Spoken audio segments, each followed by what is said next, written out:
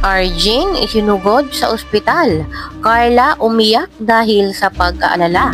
At Edsy nangamba dahil sa kalagayan nito. Yan po ang ating alamin at pag-uusapan ngayong araw. Pero bago po ang lahat, mega love shoutout sa lahat ng ating listeners, viewers, and subscribers saan mang sulok ng mundo. Mapaluzon na Visayas at Mindanao, lalong-lalo na po sa ating mga kababayang OFW. Kamusta po kayo mga kalingap? Mabuhay po kayo hanggat gusto nyo. At kung bago ka pa lang sa aking munting YouTube channel, huwag ka nang mahiyang mag-subscribe, like, share, and comment. Huwag mo na rin kalimutang i-click ang notification bell nang sa ganon ay updated ka sa aking mga paparating na video. At syempre, patuloy po nating suportahan si Kalingap Rab at ang ating ama ng Kalingap, ang nag-iisang founder, si Kuya Val Santos Matubang. Kung maaari po ay no skip ads nang sa ganon ay mas marami pa tayong malingap na nangangailangan. At konting paunawa po, kung maaari ay tapusin nyo muna ang kabuoang video nang sa ganon ay akma ang inyong mga komento. At yun na nga po mga kalingap, naging successful ang ramp modeling sa SM Daet kahapon sa pangunguna ni Kalingap Rab at ni Ma'am Jack, kung saan ay inirampa at ipinakita kung gaano kakinang ang jewelry, ang mga kumikinang ng mga alahas ng velvet box. Talagang pansin na pansin ang pagrampa ng ating mga ambassador at ambassadress. At yung pagrampa po nila ay talagang parang bihasang-bihasa na sa pagmamodelo. At sa kabilang dako nga po mga kalingap, sa kabila po ng mga pagrampa ng ating mga ambassador at ambassadress, ay napansin po ng mga karamihan na wala po doon si Carla. At nakatanggap nga po si Carla ng mga pambabash. So, alam naman po natin na talagang si Carla at si Viancy ang first choice bilang isang model ng velvet box. So, marami nga pong umasa na makaka-attend at makikita nilang rumampa si Carla. At dahil nga po nagkaroon ng emergency, ay mas pinili nito na wag nang umattend.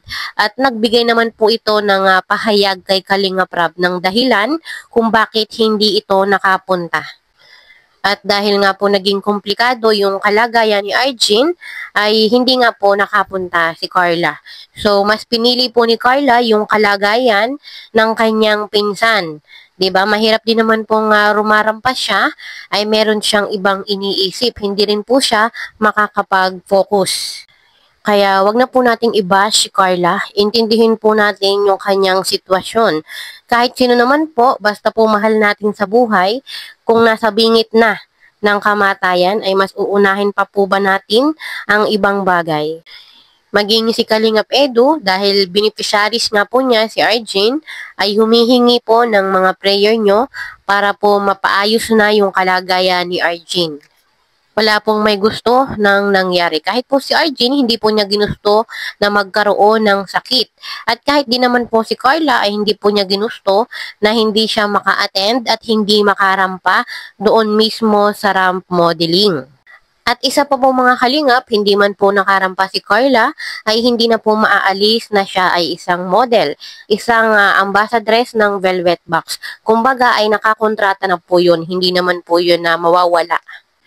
Kaya po, intindihin po natin yung sitwasyon ni Carla at ni Arjen. Mahirap po mga kalingap ang magkaroon ng asma o hika dahil ang hika ay isang kondisyon kung saan ang mga daluyan ng hangin papunta sa baga ay nagiging masikip na nagiging sanhi ng paghirap sa paghinga. Ang karaniwang sanhi ng pag-atake nito ay alikabok, chemical at usok na nagdudulot ng allergies, stress, infection, ehersisyo at mga ilang gamot. Prayers para kay Arjen. Sana maging ano siya.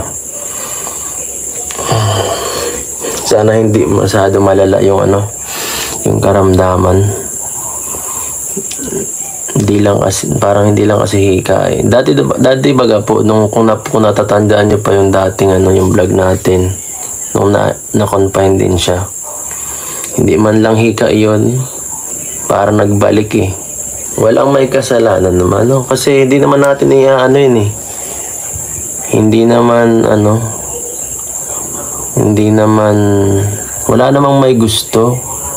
So bakit wag pong mag-bash? Wala namang may gusto sa nangyari. Si Arjen po ba gusto niya magkasakit siya? Gusto po ba niyang atakihin siya ng nung saktong panahon na yon? Hindi naman po, di ba?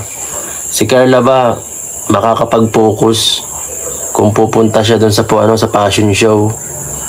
Isipin niyo na lang po, parang magkapatid na ang turing po niyang dalawa. Si Carla, si Arjen, parang magkapatid na yan kasi magka-eskwela, magpinsan, halos magkapit-bahay lang po yan. Yan ang pinaka-close na na pinsan yata ni Carla. So imposibleng hindi makapagrampa siya doon ng maayos. So intindihin niyo po kahit pa makapunta si Carla doon, sa tingin niyo baka yung niyan, yung isipan niya nasa malayo pa din. Wala pong makakapunta agad doon kasi nag-i-start na po yung nagbe-make up, Yung bahay po nila Arjen, isa't kalahating oras ang layo noon pag nag-bus or nag-commute ka po, isa't kalahating oras, medyo may kalayuan po guys. Nag-trigger yung sakit ni Arjen ng mga 10:30, masyadong late na po nung medyo naging okay na, mga bandang 3:00 na po, so medyo late na. Kung pupunta pa si medyo di na kaya. So yun po nangyari. Kasi kung mapahamak yun at syempre maisip din si Carla, ay ala, kung may nangyari kay Arjen baka isisira niya sa sarili niya yun kung ganon, di ba? Kung may nangyari kay Arjen at inunan ni Carla ang rampa, mababash din siya. Correct po, tamang-tama po yun. Yun po ang dyan.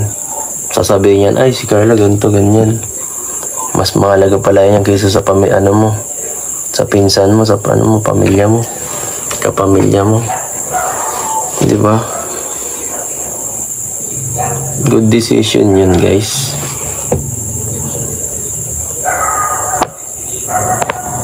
Pinaka yun.